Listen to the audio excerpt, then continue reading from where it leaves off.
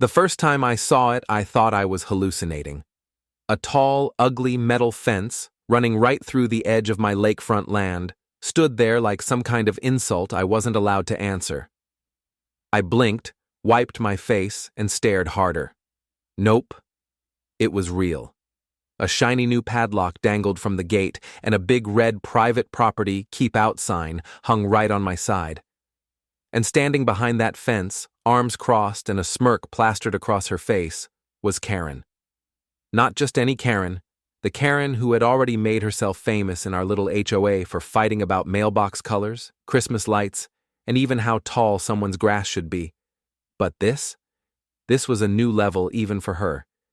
She looked at me like I was the trespasser, on my own land. "You're not allowed here anymore," she said, all syrupy sweet, like she was doing me a favor. "This part belongs to us now." My hands curled into fists at my sides. I felt my whole body heating up, not just from the July sun, but from the boiling rage creeping up my chest. How could someone have the audacity to fence off land that wasn't even hers? I had owned this property for 7 years, paid taxes on it, fished with my dad on that very dock. But Karen stood there like she had been crowned queen of the lake, and all I could do was stare, stunned, as she dangled a set of shiny keys in her hand and walked away laughing. I knew right then that this wasn't just some mistake. This was war.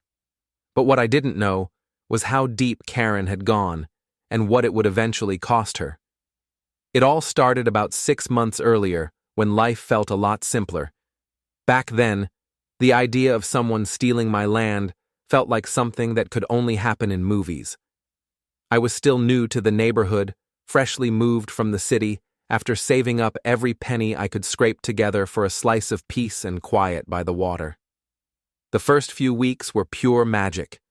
Morning fishing trips, sunsets that painted the sky orange and purple, and long weekends fixing up the tiny old cabin I had bought with it. Most of the neighbors were kind too.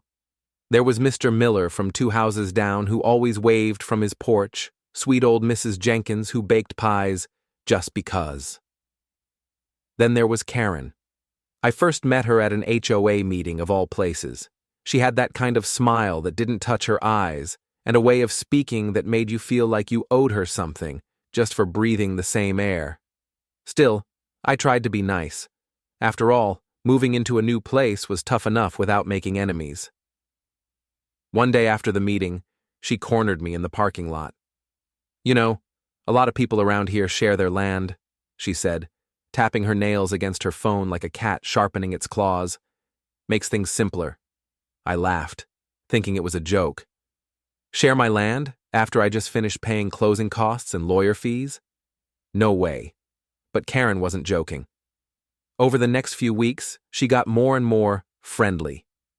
Dropping by, uninvited, offering advice on where I should put my boat dock, suggesting I build a community playground near my shoreline. I always smiled and nodded, trying not to burn bridges, but I made it clear my property was not for public use. At first, it seemed like that was the end of it, until little things started happening. One morning, I woke up to find trash scattered along my shoreline. Another day, there was a strange stack of firewood leaning against my shed that I hadn't put there. Kids I didn't recognize started fishing off my dock when I wasn't home, and every time something weird happened, I'd see Karen outside, pretending to trim her roses, watching me with that same smug little smile. I thought it was just harmless neighborhood drama, annoying, but not worth starting a war over. I mean, wasn't it better to be the bigger person? That was my mistake, because while I was busy trying to be kind, trying to show patience, Karen was making her move behind my back. The day I got the letter from the HOA was the day everything changed. At first glance, it looked like junk mail. I almost tossed it, but something told me to open it. Inside was a formal notice. Based on recent developments and communal needs, parts of Lakeview Shores properties may be subject to HOA easement for community use. And there it was, a crudely drawn map. My land, my beautiful lakefront slice, had a giant red X scrawled over part of it. I called the HOA office immediately, heart racing. "This must be a mistake," I said. "I never agreed to any easement." The woman on the phone sounded uncomfortable. Actually, we received a petition signed by several homeowners. Since a majority agreed, we're just following procedure." "What petition?" I asked. No one even asked me. The line went quiet. Then she mumbled, "You might want to take it up with the board." And guess who just so happened to be on the board? Yep, Karen. I slammed the phone down, my mind spinning. How could this happen? How could someone just decide to take part of what I owned without my permission? I barely slept that night. My mind kept replaying every weird thing that had happened since I'd moved in. All the friendly advice, the kids on my dock, the trash. Was it all part of some plan? By morning, I had my answer. When I went outside, there it was, the fence. It wasn't some rickety, halfway done job either.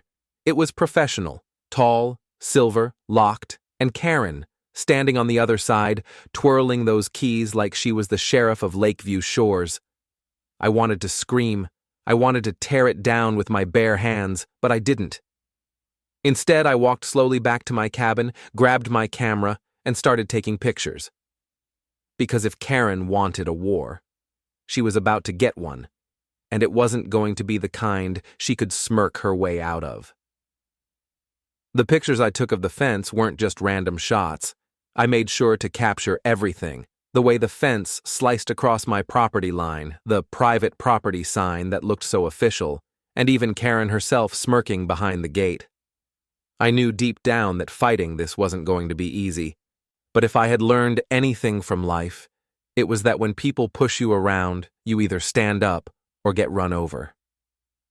Later that day, I packed all the evidence into a neat little folder and drove straight to City Hall. My heart pounded the entire drive. I had never been the type to stir trouble. I believed in keeping the peace, in being patient, in hoping people would come around if you just stayed kind enough. But this wasn't a misunderstanding. It was theft, plain and simple. When I got to the office, the clerk at the counter gave me a bored look as I tried to explain everything. "You're gonna need a copy of your property deed," she said, chewing gum like she couldn't care less. "Without it, you can't file a complaint." I fumbled through my folder and pulled out my original deed. She took it without a second glance and stamped a form. "Someone from the land survey office will call you," she said. "Could take a few days." "A few days?" I repeated, stunned. "But what if they damage my property?" She shrugged. "Then you can sue them later." Walking out of that building felt like sinking into quicksand. I had done everything right, paid every bill, followed every rule, and now I was being told to just wait while someone else waltzed onto my land and locked me out of it. By the time I got home, the anger had given way to something worse. Helplessness. I sat on my porch, staring out at the lake. It was sunset, the sky a soft wash of gold and blue, and the water shimmered like a mirror. It should have been a perfect evening, but instead of peace, all I felt was a gnawing ache in my chest. A car door slammed down the road. I looked up and saw Mr. Miller walking his dog, Bandit. He was one of the kindest neighbors I had met, always quick with a joke or a helping hand. Maybe, I thought, just maybe someone would understand what I was going through. "Hey, kid," he called out, waving. "Haven't seen you in a while. How's the lake treating you?" I forced a smile. Could be better. He sauntered over, Bandit tugging at the leash, eager to sniff every tree and mailbox. "What's going on?" Mr. Miller asked, noticing the tension in my face. I didn't want to dump my problems on him, but something about his kind eyes made me open up. I told him everything, the fence, the petition I never signed, the waiting game at City Hall. Mr. Miller listened without interrupting. When I finished, he scratched his head and let out a long whistle. "Sounds like Karen's at it again," he said. "You know, you're not the first she's tried to mess with." That caught me off guard. "What do you mean?" He looked around like he was making sure no one was listening. Few years back, she tried to take a chunk of the parkland behind her house, claimed it was her backyard, Got the HOA to build a fence around it and everything. Took old Mr. Whitaker almost a year to get it reversed. I stared at him, stunned. Why didn't anyone stop her? He shrugged. Most folks around here just don't have the stomach for a fight. Takes time, money, and nerves of steel. I felt a fire ignite inside me. Maybe most people would roll over and accept it, but not me. Not this time. Thanks, Mr. Miller, I said, feeling a little less alone. He clapped me on the shoulder. You ever need backup, you know where to find me. For the first time in days, I felt a flicker of hope. Maybe I couldn't bulldoze that fence down, but I wasn't helpless. I had the law, my deed, and now, maybe even a few friends on my side. Over the next 2 days, I tried to live my life like normal, worked on fixing up the porch, took Bandit for a walk with Mr. Miller, even helped Mrs. Jenkins carry groceries when her arms were too full. Little things, kindnesses, reminders that not everything in life was rotten.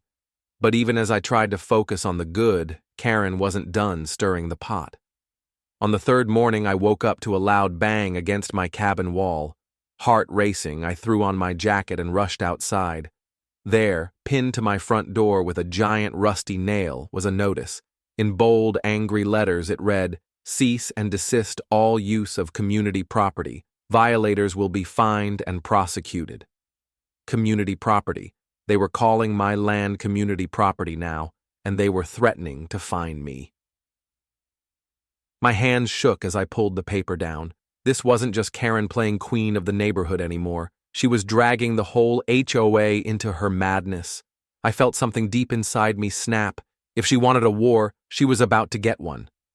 I stormed back inside, grabbed my phone, and made 2 calls. The first was to my lawyer. The second was to the local news station. Because if Karen thought she could bully me quietly, she had another thing coming.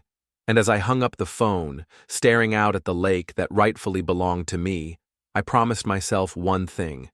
No matter how long it took, no matter how dirty it got, I was going to get my land back. Even if it meant bringing Karen's whole empire of lies crashing down with it. The news van rolled into the neighborhood that afternoon, bright and blue, with the station's logo painted across the side in giant letters. It was impossible to miss, and that was exactly the point. I wanted everyone to see. Karen loved attention. Let's see how she liked it when the spotlight wasn't hers to control. The reporter, a woman named Hannah Reed, stepped out wearing a smart blazer and sneakers, holding a notepad under one arm. She had that look about her, sharp, curious, ready to sink her teeth into a story. When I told her everything, she listened carefully, her eyebrows rising higher and higher as I laid out the photos, the deed, the fake petition, the fence. "This," she said, shaking her head, "is gold. Mind if we walk down to the property for some footage?" I led her along the gravel path that wound from my cabin down to the lake. As we rounded the bend, the fence came into view, cold, shiny, and just as wrong as the first day I saw it. And there, standing by the locked gate with her arms crossed like a sentry, was Karen. She spotted the camera crew instantly. Her mouth twisted into a frown that could sour milk. She stormed toward us, her heels kicking up dust. "What do you think you're doing?" she barked, jabbing a finger at Hannah. "We're filming a segment on disputed property rights," Hannah said calmly, holding up her press badge. "Would you like to give a statement?" Karen blinked. For a second, just a second, she looked unsure. But she recovered fast, flipping her hair over her shoulder. "This land belongs to the community," she said, her voice dripping with false sweetness. "This man is trespassing." The cameraman caught everything, her words, the fence, my deed in hand. I didn't argue. I didn't have to. The truth was right there for everyone to see.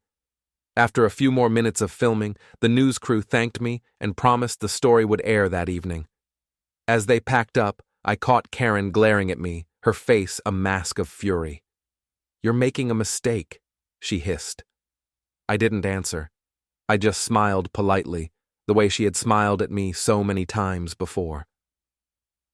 The second the news van disappeared down the street, Karen whipped out her phone.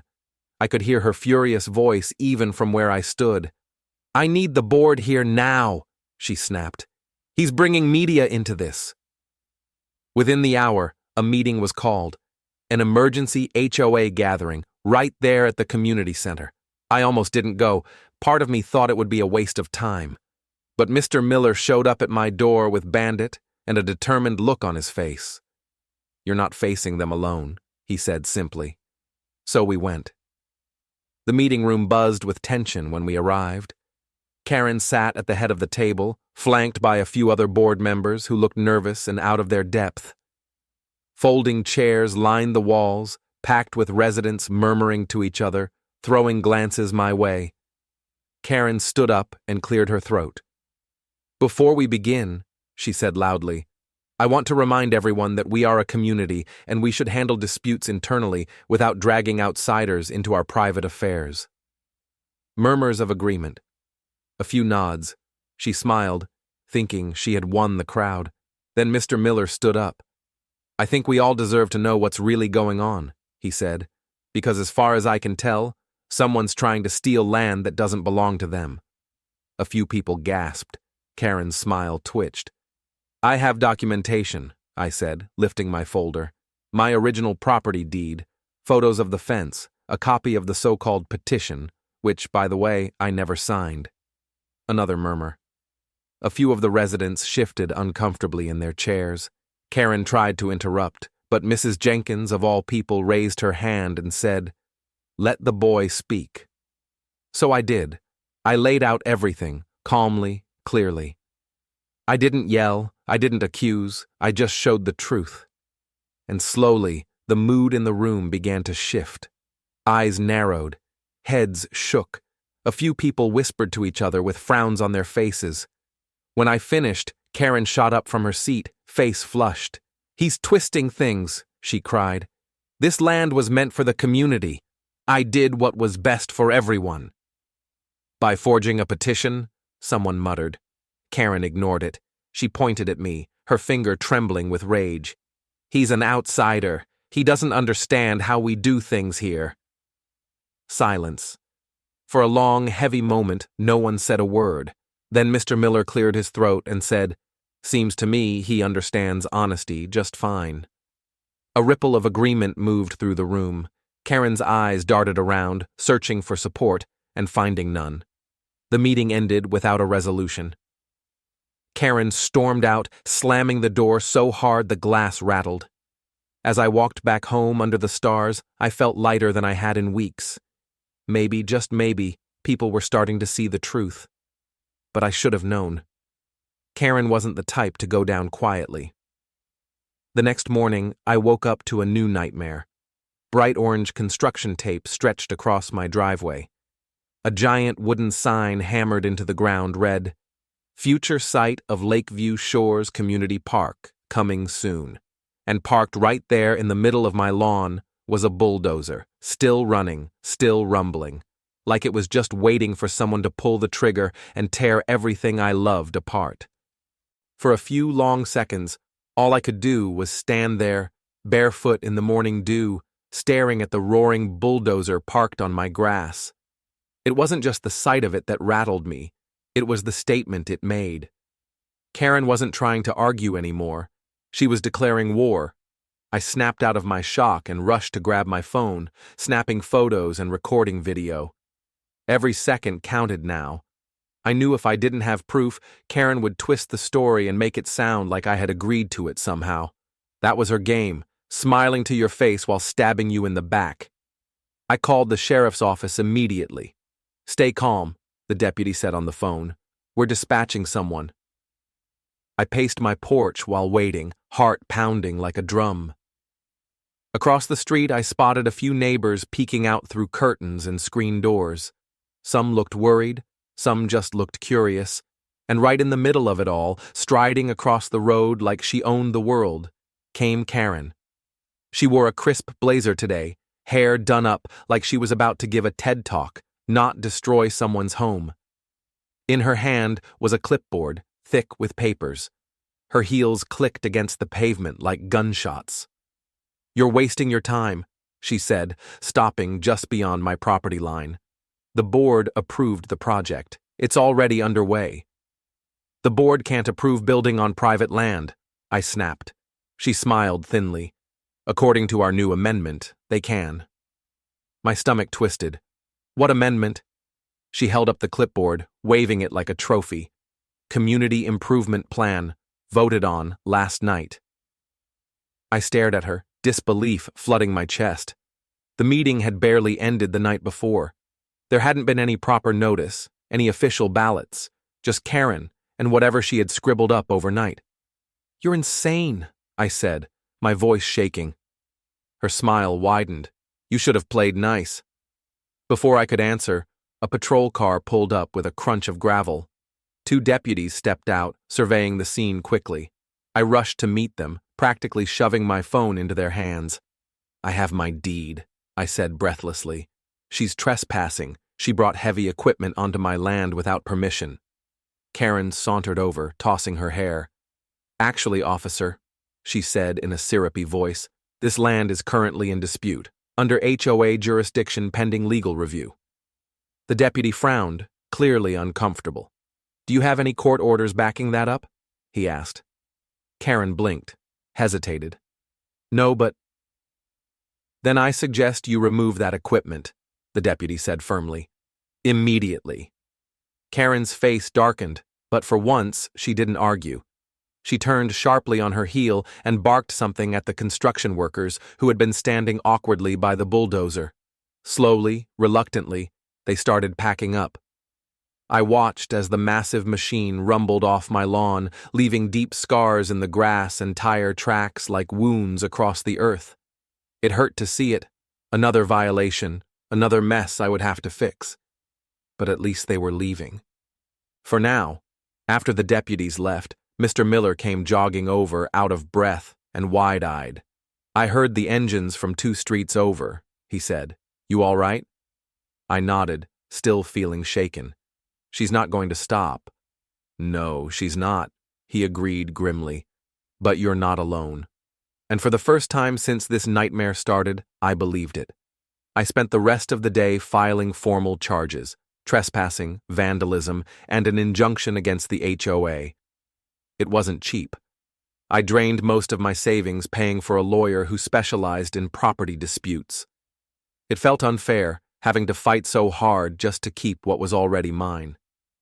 That night, I sat on my battered old porch chair, staring at the lake. The water was still, peaceful, like nothing bad had ever happened here. I thought about giving up, about selling the cabin and walking away from all the drama. But then I remembered the first time my dad took me fishing on this very shoreline. How proud I had been buying this place with my own hands. How many nights I had fallen asleep to the sound of crickets and the soft lap of water against the dock. This wasn't just property, it was home, and I wasn't about to let anyone steal it away from me. As the moon rose high above the trees, a calm settled over me. Tomorrow, I would fight harder. Tomorrow, I would be ready. Or so I thought. Because just before midnight, headlights flashed outside my window. I peered through the blinds, heart racing. There, under the harsh glow of headlights, stood 3 men I didn't recognize, carrying crowbars, and they were walking straight toward the fence. For a moment, I couldn't move. My whole body froze as I watched the 3 figures creeping along the edge of my property. The night was so still that the gravel crunched loudly under their boots. Crowbars glinted in the moonlight like something out of a nightmare. Were they here to tear down the fence? Vandalize my cabin? Hurt me? I grabbed my phone with trembling fingers and called 911. There are trespassers on my property, I whispered, crouching low by the window. 3 men. They have tools. I think they're trying to damage my property, or worse. The dispatcher stayed calm, promising officers were already en route. I stayed hidden, barely breathing, heart pounding so loud I was sure they'd hear it. The men moved fast. One of them swung his crowbar against the fence with a loud clang, and the gate rattled violently. Another began digging at the padlock, trying to pry it open. It didn't make sense. Karen already had a key. If this was her doing, why send strangers? Unless Karen wasn't willing to get her own hands dirty anymore. Maybe she had hired people to escalate things, thinking I would back down once I felt threatened. The sound of metal snapping jolted me back to the present. The gate flew open with a loud crack, and two of the men slipped inside, heading toward the dock. I gripped the baseball bat I kept under the couch, more for show than for use, and inched toward the back door. I wasn't about to confront them unless I had to, but if they tried to torch my cabin or hurt someone, I had to be ready. Thankfully, flashing red and blue lights appeared at the end of the street, just in time. The men scattered like cockroaches, dropping tools as they ran. Two of them bolted for the woods behind the cabin, but one wasn't so lucky. A deputy tackled him to the ground right by my truck. I rushed outside, my breath catching in the cool night air. The deputy cuffed the man and led him toward the patrol car. Even from a distance, I could see his face, young, maybe 20, with a wild look in his eyes. He didn't say a word, just stared at the ground as they shoved him into the back seat. "Do you know these men?" the officer asked me. I shook my head. Never seen them before. "Looks like they were trying to cause some serious damage," he said grimly, picking up one of the discarded crowbars. "What happens now?" I asked. "We'll process him and see what he says. If you remember anything else, or if anyone contacts you, let us know immediately." After they left, I stood on my torn-up lawn, shaken but alive. It wasn't just about property anymore. It was personal. Karen, or someone, had decided that scaring me was the next move, and it almost worked. The next morning, I barely slept, but still managed to drag myself to the kitchen for coffee. My phone buzzed just as I sat down. It was a text from Hannah Reed, the reporter. "Saw the news about last night. Stay strong. We're airing the full segment tonight. You're not alone." It shouldn't have mattered so much, but it did. Knowing that people were seeing the truth, that maybe they'd stop treating me like the villain, gave me a sliver of hope to cling to. I spent the rest of the day repairing what I could, refastening the broken gate, cleaning up the debris left behind by the trespassers. It was slow, tiring work, but it gave me something to focus on besides fear. Late that afternoon, as the sun started to dip, Mr. Miller stopped by again, carrying a cooler. "Brought you dinner," he said, handing it over. "Figured you might need some backup." Inside was a homemade casserole and a loaf of fresh bread. My throat tightened. I wasn't used to people being this kind, especially not now, when it felt like the world was against me. "Thank you," I said quietly. "Don't mention it," he said. "Folks around here are starting to wake up. They're talking. Some even want to call an emergency meeting to vote Karen off the board." I blinked, hardly daring to hope. "Seriously?" He nodded. "People don't like bullies, son. They just need to see one to know they don't want to follow her." I sat on the porch that night, eating warm casserole and watching the lake shimmer under the stars. It wasn't over, not by a long shot, but for the first time in a long time, it felt like maybe I wasn't fighting alone anymore. Hope flickered in my chest like a stubborn little flame, but Karen wasn't finished. 2 days later, just as I started patching up the damaged fence again, a black SUV pulled up at the end of my driveway. 3 men in dark suits stepped out. One of them held a clipboard. The other 2 carried clipboards and eviction papers. They were here to tell me I was being fined thousands of dollars, and if I didn't pay by the end of the month, the HOA would move to seize my home. For a second, everything around me blurred. The suits, the lake, even the ground under my feet. I stared at the eviction notice in my hand, the bold black letters shouting things that couldn't possibly be real. Thousands of dollars in community improvement fines, threats of property seizure, and all backed by the HOA's shiny official letterhead, signed in thick, confident ink. Karen's name was stamped right there at the bottom. It was the final punch. She wasn't just trying to steal my land anymore, she was trying to wipe me out completely. One of the suited men cleared his throat. "You have 30 days to comply," he said, "or surrender the property." I barely heard him. I was already dialing my lawyer's number with trembling hands, shoving the eviction paper at Mr. Miller, who had come running over when he saw the SUV. "You're not alone," Mr. Miller whispered. "We'll fix this. Don't panic." But it was hard not to panic when the world felt like it was caving in. My lawyer moved fast. By evening, he had already filed an emergency injunction to freeze the HOA's actions.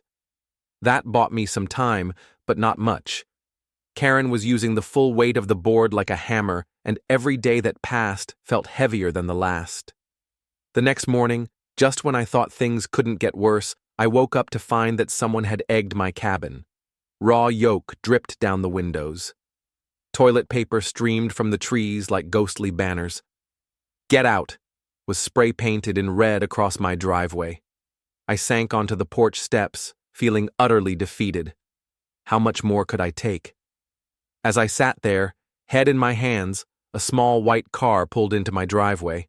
I didn't even look up at first, assuming it was more bad news. But then I heard the voice. "Hey, are you the guy fighting the HOA?" I looked up. It was a woman, maybe in her late 20s, wearing jeans and a t-shirt with a local news station logo on it.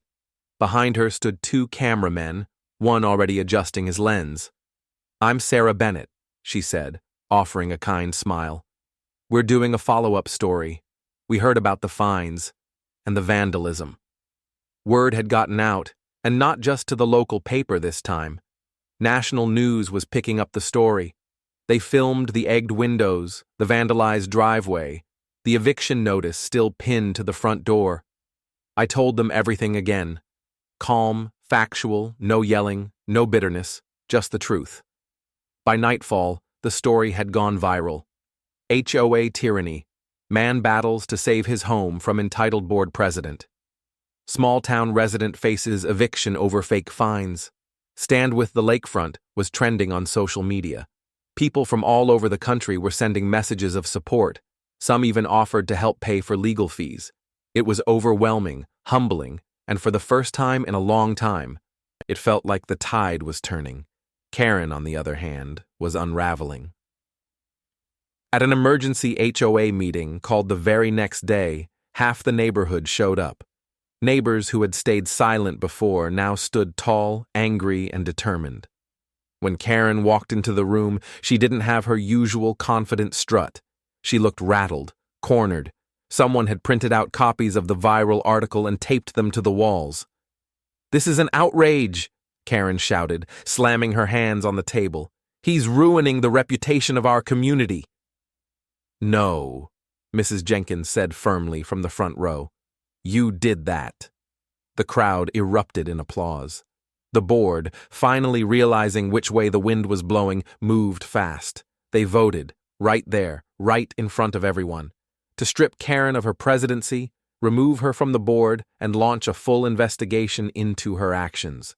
She screamed about lawsuits, about being the victim, about conspiracies, but no one was listening anymore. Security escorted her out of the building.